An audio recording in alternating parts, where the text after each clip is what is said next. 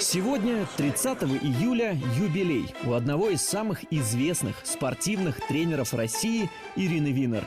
Человека, без которого невозможно представить российскую художественную гимнастику, который воспитал и дал путевку в жизнь нескольким поколениям чемпионок и призеров Олимпийских игр. Ее любовь и мудрость помогают им и в спорте, и в жизни. По ходу своей карьеры Ирина Винер не раз говорила о ценностях, которым следует она сама. Девочек я воспитываю в строгости. Легко в жизни ничего не бывает, если хочешь достичь вершин. Лучше быть грешником, который честно раскаялся. Я поняла, что это был единственный мой путь. Мы показали Ирине Александровне ее интервью прошлых лет и узнали, изменились ли сейчас те правила, по которым она живет и тренирует.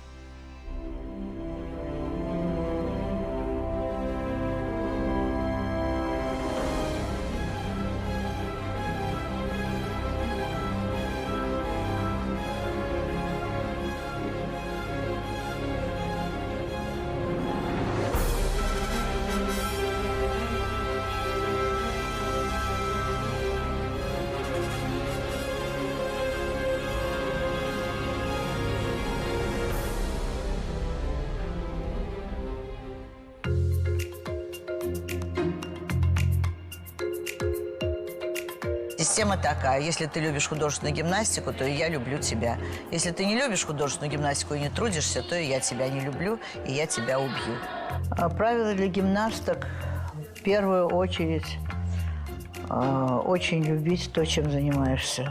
Гимнастки должны отдаваться полностью, и потом выразительность и определение потока, есть у меня такое выражение, когда гимнастка должна попасть в поток музыки, поток движений, когда она уже не принадлежит ни миру, ни себе, она принадлежит музыке и тому упражнению, той программе, которую она делает. Спокойно, спокойно. Видишь, вошла в поток, все получилось. Вошла в поток, все получилось, потому что бежала правильно, потому что сделала это. Вошла в поток, все, тебя поток понес, и все получилось. Своей энергией она как будто вводит в такое определенное состояние, что-то по типу транса. Если в этот поток не войти, то там уже учи трудиться, не учи трудиться, но ничего не получится. Правило для гимнасток – любить, наверное. Любить, что делаешь, и заниматься чем, что тебе нравится. Наверное, самое главное – это доверять ей, слушаться и трудиться, очень много работать.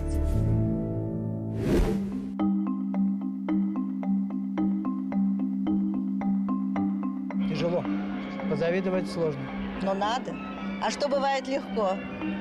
Легко в жизни ничего не бывает, если хочешь достичь вершин. Вообще свою работу я не называю трудом, я не называю работой. Да, это, конечно, с одной стороны, если посмотреть, это колоссальный труд, но с другой стороны, если посмотреть, это удовольствие. Мне дал Бог возможность ставить программы, искать музыку. И, конечно, я все время об этом думаю. Вы мне прекратите менять! Не сметь ничего менять без меня! Не сметь! Бывало, что она звонит вам, не знаю, поздно ночью с какой-нибудь идеей, просьбой, мыслью? Ну, бывало и поздно ночью, и очень рано-рано утром, особенно перед какими-то мероприятиями. Или в последнее время вот у нас очень много сейчас проходит концертов, шоу-программ. И у Ирины Александровны все время возникают новые идеи. И это может быть, да, и в 6 утра, и поздно вечером. Мы в 6 утра с ней ходили по траве, по росе, утренней росе. Каждое утро мы еле просыпались, как она вот вообще встает, и мы приходили, ну, у нас в 6 начиналась эта ходьба по росе, она уже была там и уже походила. Ирина Александровна может прийти в зал уставшей, но она не покажет виду. Но когда начинает работать, входит в поток и забывает об усталости, обо всем. Ты только смотришь на нее, смотришь ей в глаза, на ее взгляд, и все, у тебя нет даже мыслей, что полениться там или что-то.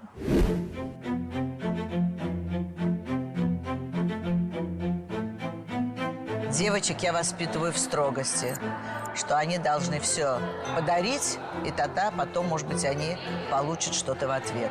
Они, наоборот, становятся сильнее и называют меня мамой, и говорят спасибо, и ждут, когда я их поцелую. И тогда, когда все они делают хорошо, я им говорю: вон отсюда.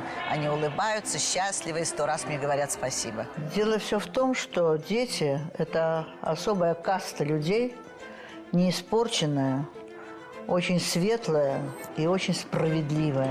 Я стараюсь объяснять им необходимость того, что должна быть полная отдача. И только при 100% отдаче может быть 100% результат. Ирина Александровна очень строгий тренер. Очень-очень строгий тренер.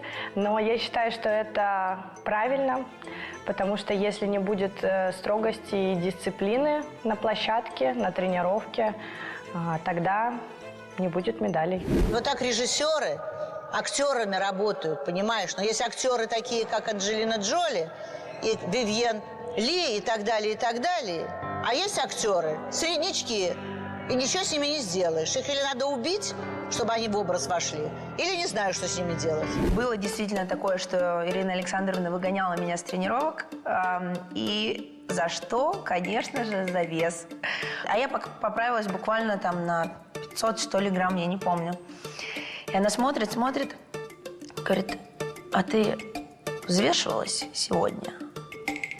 Все, у меня холодный пот, у меня сердце в пятке. Я говорю: да. И чё? Все, иди худей. Нет, не жестокая. Скорее всего, требовательная. Очень сильно требовательная. И настолько внимание к мелочам у Ирины Александровны, что иногда думаешь, ну это же не очень важно. А для нее все важно. Каждая мелочь, каждый шаг, каждый вот все-все-все. Ну, она может заставить делать то, что она видит, что у тебя получается. А если она видит, что у тебя это может получиться, то она будет требовать от тебя это. На ее строгость я реагирую иногда, конечно, больно, неприятно какие-то моменты, какие-то фразы. Но я понимаю, что она это делает любя, потому что она очень любит и хочет, чтобы мы были сильные. Сильные не только в спорте, но и в жизни потом. Это очень пригодится.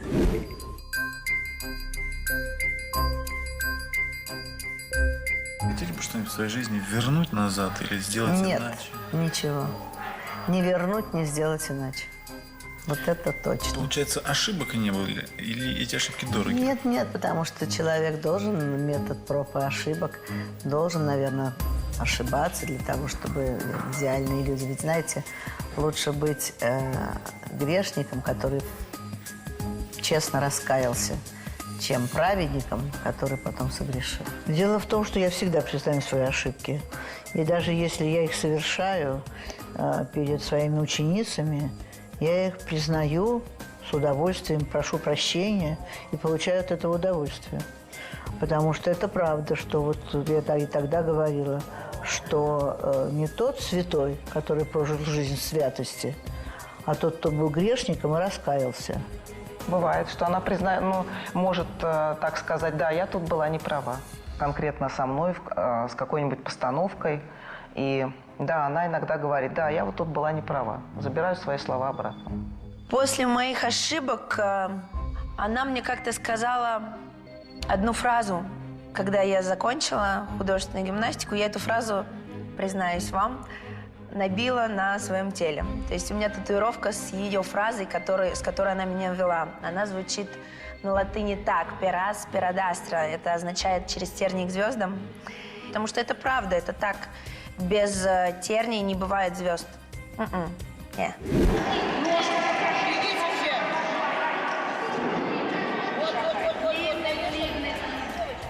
Ирина Александровна прощает ошибки не все и не всем, смотря какая допущена была ошибка. Больше она не прощает, предателей. Она просто с этим человеком не общается и, забывает все. Этого человека в ее жизни уже нет.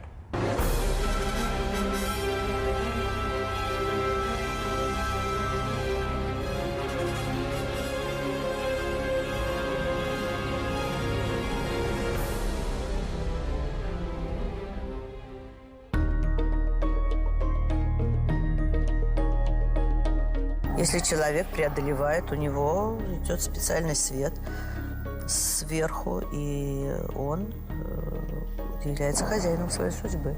А если человек не сопротивляется, не преодолевает себя, его поправляют все время. И он думает, почему я болею, почему у меня на работе не получается, почему у меня тут не получается. Потому что его все время подправляет, живет неправильно, думает неправильно. Потому что мысли и дела он знает наперед. Что вам помогает по жизни преодолевать трудности? Преодолевать трудности мне всегда помогает разочарование, которое я испытываю. Мне всегда помогает именно зал. Именно когда я прихожу к своим детям, я забываю все. Я забываю все, проблемы какие-то, которые у меня и в личной жизни бывают, и в общественной жизни, и в федерации, которой я руковожу уже много лет. Я все забываю и погружаюсь в творчество, в созидание тех прекрасных программ, которые делают мои гимнастки. Да, она постоянно говорит даже на тренировках, что олимпийский девиз – это преодолеть себя. Даже на тренировке ты должна преодолевать любые трудности. Как думаете, она где-то в чем-то себя преодолевала? Мне кажется, да, она много раз себя преодолевала. Должна себе ставить сразу задачу сделать так, как положено. А если у тебя не получилось, должна подумать, что я должна сделать. Не как я должна делать, а что я должна сделать. Вот она тренирует гимнастку на тренировке, и пока она не добьется, что гимнастка выполнила именно так, как она считает нужным, без ошибок, без каких-то погрешностей, она, Ирина Александровна, не останавливается. Она, конечно, добивается всегда максимального результата. На чемпионате Европы меня не вызывали на площадку 17 минут. Я стояла за ковром, и я ждала. И если бы я не видела перед собой глаза Ирины Александровны, она просто стояла на меня, смотрела, я понимала, что все окей, я в порядке. И я вышла и сделала все 2 раза подряд идеально чисто.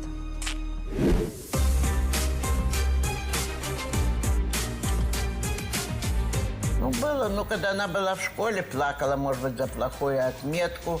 А так она очень сильный человек, очень. Вам когда-нибудь ее было жалко? Ой, жалко всегда. Жалко, когда не жалко, и жалко, когда жалко. Ирина Александровна, кто-нибудь видел ваши слезы? Мои слезы, не могу похвастаться, что да. Наверное, скорее нет. Я не плачу и считаю, что слезы – это признак слабости, за исключением пьедестала, когда стоит спортсмен на этом пьедестале, и у него перед глазами проплывает вся та работа, вся та ответственность, все те силы, которые были вложены для того, чтобы занять это место. Она эмоциональный человек? Да, очень эмоциональный человек. Она все очень принимает близко к сердцу, очень на все живо так реагирует. И, конечно, это эмоции. Вот как ты должна бежать. Да не нужно вот так. Вот надо бежать. Вот надо бежать. Вот надо бежать. Она все переживает, проходит это все через нее, через себя. Ирина Александровна 1000000% принимает только прямое проявление эмоций. Что в жизни, что на ковре, что просто в общении. То есть Ирина Александровна – это человек, такой вулкан. И, естественно, она ждет и пытается добиться от своих спортсменок такого же, то есть зеркального проявления вот этой ее вот жгучей натуры. Да, я видела Ирину Александровну по-настоящему счастливой, и это каждый раз, когда ее гимнастки встают на пьедестал и завоевывают золотые медали, она, вот эти ее счастливые, яркие, блестящие глаза у меня на самом деле в воспоминаниях всегда. Можно сказать, практически каждый день в зале она счастлива, если гимнастка выполняет то, что она хочет, и то, что она требует от гимнастки, то она действительно счастлива.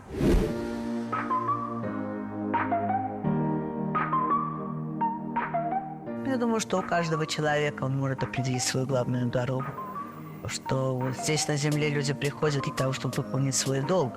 Кто-то математик, кто-то артист, кто-то тренер, учитель. Вот эти вот знаки, что я пошла в институт физкультуры, что я хотела стать кандидатом наук, набрала группу детей. Все это привело меня к тому, что сейчас я поняла, что это был единственный путь и самый правильный. Вам многих удалось направить вот по этой главной дороге? Очень многих. Очень многих. Я как-то разговаривала с одним очень большим и ответственным человеком, и он меня спросил, а сколько у вас детей? Я ему сказала 100. Он сказал, как? Я говорю, так. Я тренер, и это все мои дети. Поэтому это действительно была правда, потому что дети, которые тренируются со мной, они почти не бывают дома. И они должны чувствовать и требовательность, и ласку, и доброту. И все, что может мама дать своему ребенку, они должны это чувствовать в зале и вне зала. Вы относитесь к ней только как к тренеру? Нет. Как к маме, к помощнику советуемся по любым вопросам. Даже если мы не в зале, то есть вне зала мы тоже к ней подходим, советуемся. Конечно, она не только тренер, это, наверное, все в одном лице. И товарищ, и друг, и соратник, и тренер, конечно же, все вместе. Я к ней отношусь как к планете Земля, потому что она настолько же многогранна, полярна. Она совмещает в себе как ледяной огромный айсберг, также самый-самый горячий вулкан и извержение этого вулкана. Это огромные леса, тропики, проливные дожди, снег, град, и вот все это в одном человеке.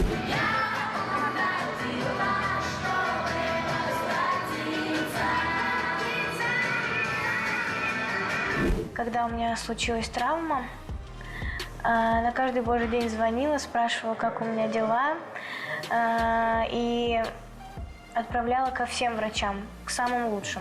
Все, что касается здоровья, она все время заботится, она может отправить к врачу, может сказать, поехать в больницу. То есть она заботится в первую очередь о здоровье, она может даже, если ты болеешь, привезти тебе домой еду. У меня случилась травма накануне выезда на соревнования, и я очень благодарна ей, что она поддержала и свозила меня не к одному врачу, а к разным врачам, собрала информацию, сделала вывод и оставила меня в команде, чем я ей очень благодарна, что я смогла поехать на вторые Олимпийские игры.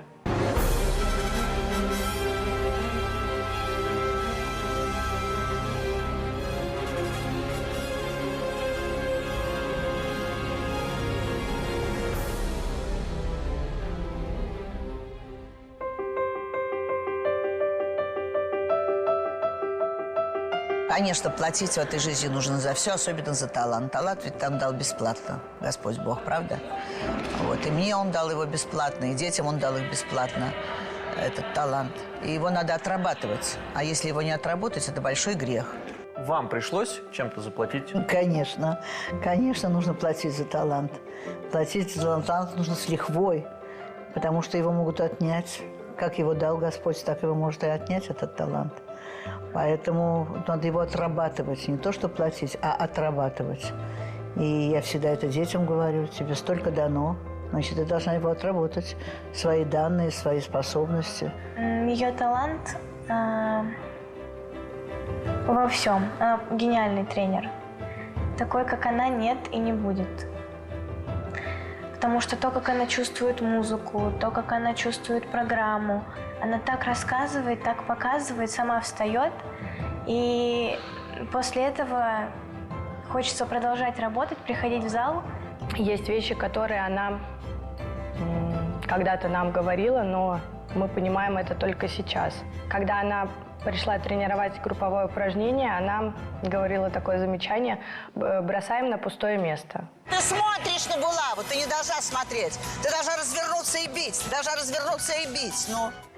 Мы вообще не понимали, почему не нужно смотреть за предметом. И на самом деле в Токио, когда были Олимпийские игры, если бы мы не использовали, скажем так, ее тактику бросить и не смотреть, было бы очень трудно. Поэтому у нее на каждый момент свое видение, и, наверное, в этом ее дар. Она вам говорила, что вы талантливая? Да, говорила. Говорила, причем с самого первого нашего знакомства, в 4 года. И уже все последующие годы я старалась ее не подводить, старалась его реализовывать, как могла. Прежде всего, наверное, это дар, потом, наверное, это интуиция, находить и видеть талантливых гимнасток. Она очень стойкая, и в то же время она каждому человеку найдет нужные слова, нужный подход и сможет поддержать тебя в любой ситуации.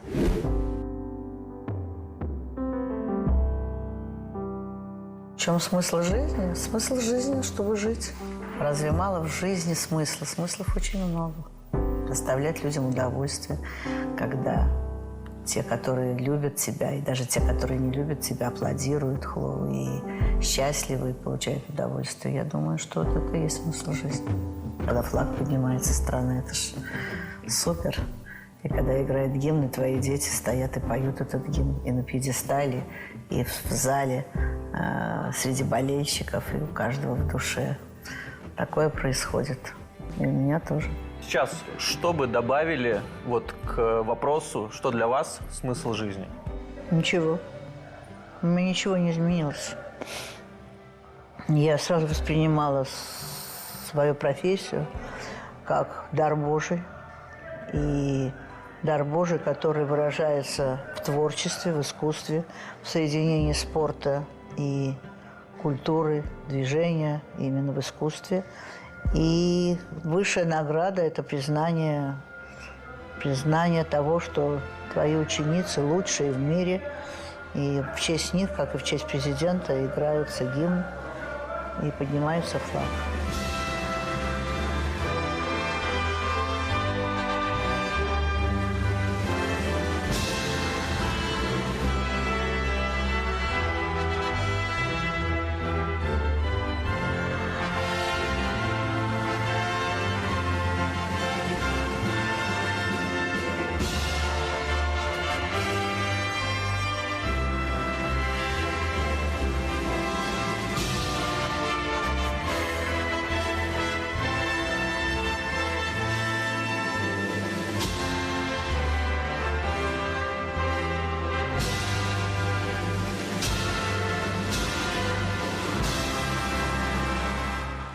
Дорогая, любимая Ирина Александровна, поздравляю вас с днем рождения. Желаю вам терпения, сил, побольше послушных и трудолюбивых учениц. Конечно, здоровья и огромных творческих успехов. Огромного счастья, любви. Чтобы ваши глаза всегда ярко светились. Чтобы вы были самым счастливым человеком на этой планете. В действительности я счастливый человек. Вот если человек не востребованный, и особенно если я почувствую когда-нибудь, что мне уже нечего сказать, вот это будет, конечно, наверное, какой-то такой трагический момент. Но пока я даже устаю и прихожу, как я говорю, домой на 4 ногах, но все равно я чувствую, что мне Бог дает глаза и уши, и видение того образа и творчества, которое является только явлением оттуда. Потому что я считаю, что я просто проводник того, что мне диктуется, а я это уже передаю детям, которые это обязаны выполнять, и я в том числе.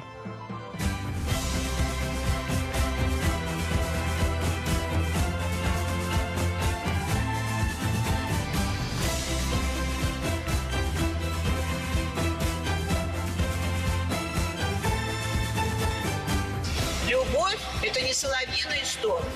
Жизнь свою отдавать, умирая. Вот, это любовь.